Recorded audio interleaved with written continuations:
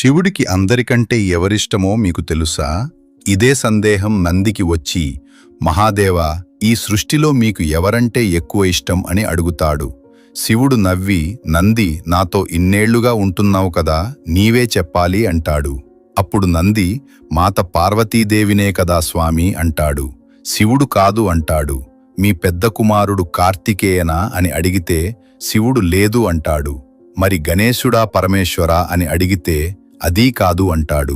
అయితే నంది, నేనా స్వామి లేక మీ మెడలో ఉన్న వాసుకీనా అని అడుగుతాడు. శివుడు మీరు కూడా కాదు అంటాడు.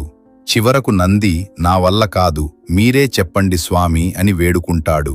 అప్పుడు శివుడు, కష్టం వచ్చినా సుఖంలో ఉన్నా నన్నే ఎల్లప్పుడూ తలుచుకుంటూ నాపై పూర్తిగా నమ్మకం పెట్టుకుని ప్రతిరోజూ నన్ను పూజించే నా భక్తులంటే నాకు అత్యంత ఇష్టం నంది అని చెబుతాడు.